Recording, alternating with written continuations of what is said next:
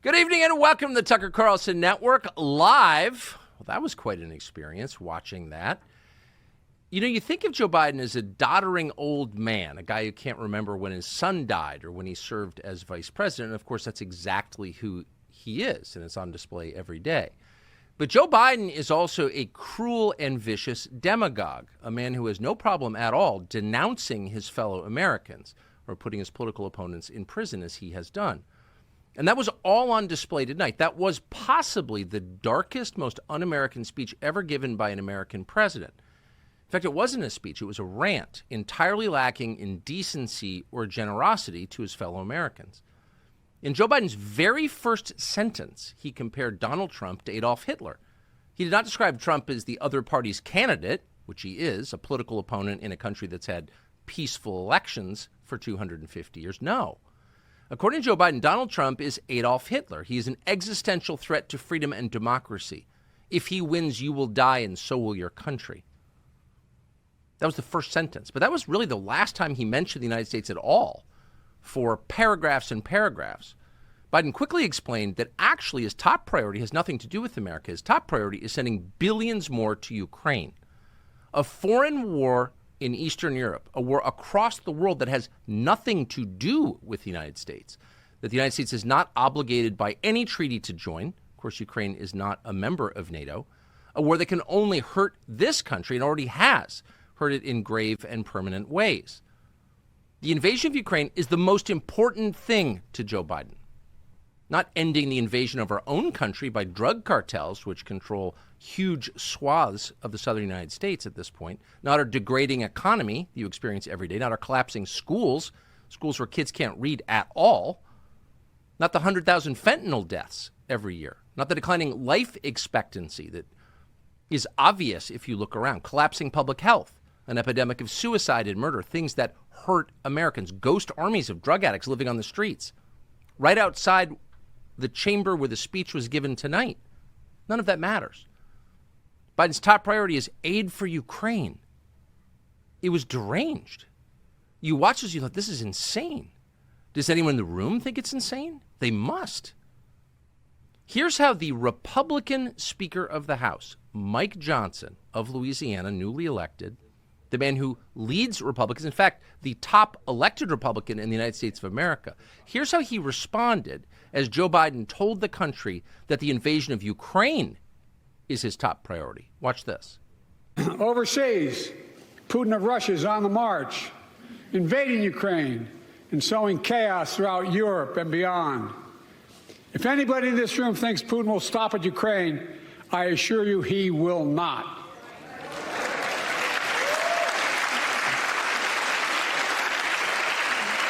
But Ukraine can stop Putin. Ukraine can stop Putin if we stand with Ukraine and provide the weapons that needs to defend itself. My message to President Putin, who I've known for a long time, is simple. We will not walk away.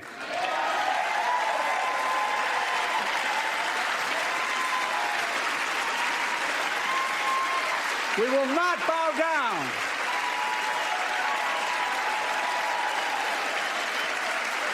I will not bow down. This is crazy talk. There's no explanation of what the goal is here. There's lie after lie. Ukraine can stop Russia. No, it can't. This has gone on for over 2 years. NATO is stronger than ever. No, it's not. NATO is on its way to collapse, as is the economy of Western Europe. For not one sentence did Joe Biden explain what the goal of this exercise is, when we'll know we've won, and what the future should look like. Again, it was crazy talk. And yet, Mike Johnson, the Republican Speaker of the House, nodded gravely. Oh, of course, he is completely on board with Joe Biden on this Biden's signature issue. And that's not a guess. As of this afternoon, Mike Johnson is secretly supporting Biden's agenda, sending another $60 billion to the oligarchs in Ukraine. Johnson plans to let Democrats onto the floor of the House to vote for this. This is a stealthy procedural move designed to shield him and other Republicans from criticism. Oh, the Democrats did it. But that's exactly what it is. He's the Speaker of the House. He could stop it, but he won't because he's on board. So why is he on board? Is Mike Johnson representing his own voters as he backs Joe Biden's signature agenda item, a war against Russia? No, he's not. Republican voters in Louisiana are not for this. Republican voters nationally are not for this. They hate this. It has nothing to do with them. And it's insulting. As their country is invaded, we send billions to prevent the invasion of another country that we have nothing to do with? But the Uniparty demands this, so Mike Johnson is doing it. And so at some point you ask, well, why are they demanding this, actually? Why is war with Russia the most important thing? If you look at the numbers or a map, it wouldn't be obvious that Russia would be America's main enemy. There are other candidates. Could it be because Russia is the largest white Christian country in the world? Maybe. Could it be because they're getting rich from war? Well, that's certainly true. And there may be other reasons as well. We could guess. But we don't need to, because we know that it's happening, and we know that war against Russia is not the only war we're going to be engaged in, and not the only one that Biden announced tonight. Biden also told the country that we're going to have boots on the ground in Gaza. Really? Or admitted it, in fact. American forces have actually been there for months. Did you know that? Did anyone ask you? Has anyone explained to you, no matter where your sympathies lie, what the point of this is, when we'll know we've won? What's the objective here? American lives will be at risk. But of course, no one's told you. And of course, you already know the point. The point is to suck the United States into another foreign war that can't possibly help the United States, a war that can only hurt us and already is hurting us. And we're doing this not because it helps us, but because foreign interests are demanding that we do it. America is being used, as we so often have been. And the result of all of this is that the world is now closer to nuclear war at this moment than at any time in history, closer than it was during the Cuban Missile Crisis.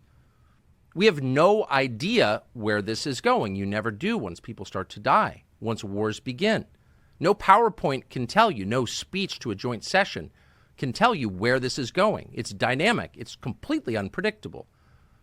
And that's why wise people pause before accelerating. But there are no wise people in charge in either party, on either side. Do you think Tony Blinken, the Secretary of State, has any clue what will happen in a war with Russia? Of course not. You can't say where this is going. This is so reckless that it qualifies as suicidal. And maybe they are. But the rest of us aren't. But the most interesting fact of the speech was the emphasis. There was not a meaningful word for the entire duration about the things that actually matter to people who live here, like crime or inflation or fentanyl or the foreign army now occupying our country. Joe Biden doesn't care. There was no upside for you in any of the things that he said. But he does have a present for you. He's got something to give you, something you want very badly. Here it is. Look, it's a decision to overturn Roe v. Wade. The Supreme Court majority wrote the following. And with all due respect, justices, women are not without electoral power. Electoral or political power. You're about to realize just how much you're right about that.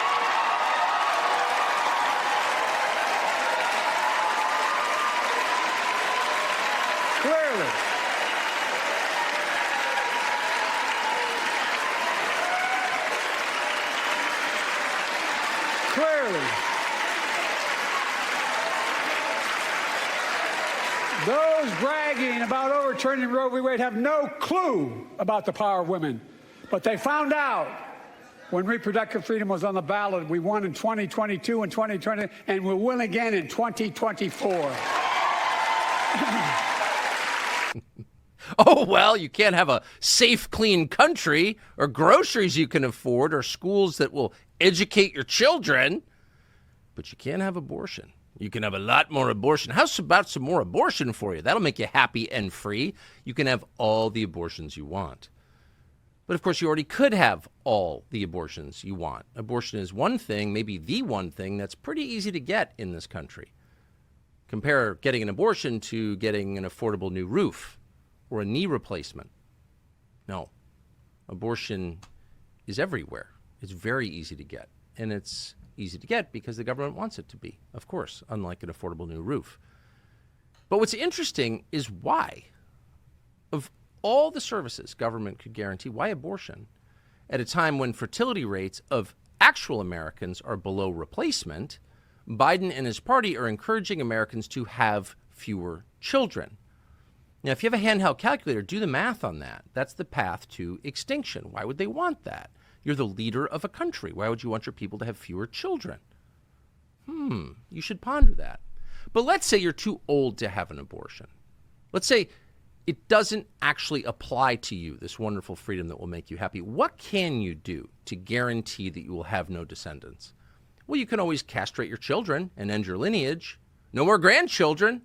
And Joe Biden wants to help. I want to protect fundamental rights. Pass the Equality Act. And my message to transgender Americans is, I have your back. Oh, trans children, I have your back. That's not creepy. But that's what he's offering. Abortion, war, castration of children, not better roads and schools, cheaper electricity and food. No, abortion and war. Who wants all that? I mean, some tiny percentage of CNN contributors think those are the most important things.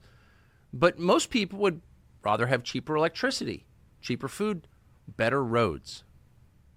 And so what this means is that underneath all of the talk is a dire political reality. Joe Biden can't win. In a fair election, Joe Biden will lose in November. He cannot win. That's the thing that nobody in any media wants to say out loud. In a fair election, Joe Biden cannot win. So they're saying the opposite. Here, for example, is the pregame analysis over at MSNBC, which we watched while waiting for Biden to dodder up to the stage, waiting for the amphetamines to take effect. And keep in mind, as you watch this analysis, these are supposedly the smart kids. These are the smart kids, the ones with complicated glasses. These are the ones the White House looks to for guidance. And here's their analysis of Joe Biden's skills. Watch this. This seems like a weirdly counterintuitive hot take, even though it's the most obvious thing you could say, which is that Joe Biden is good at politics. Yes, yes. Like, Joe Biden is good at politics. He's very good at politics. Like, the man really does know what he's doing, and you really see it in those sort of situations. Joe Biden is just really good at politics. It's the one thing he's really good at. Really? If Joe Biden is so good at politics, why is he losing to Donald Trump, who the rest of us were assured was a retarded racist, who no normal person would vote for? But now Joe Biden is getting stomped by Donald Trump, but he's also at the same time good at politics? Right. Chris Hayes, ladies and gentlemen, the most famous lesbian in television. So, again, they can't win, but they're not giving up. So what does that tell you? Well, they're going to steal the election. And we know they're going to steal the election because they're now saying so out loud. Here is the Attorney General of the United States, the chief law enforcement officer of this country in Selma, Alabama, just the other day. Listen to this. The right to vote is still under attack. And that is why the Justice Department is fighting back. That is why one of the first things I did when I came into office was to double the size of the voting section of the Civil Rights Division. That is why we are challenging efforts by states and jurisdictions to implement discriminatory, burdensome, and unnecessary restrictions on access to the ballot, including those related to mail-in voting, the use of drop boxes, and voter ID requirements.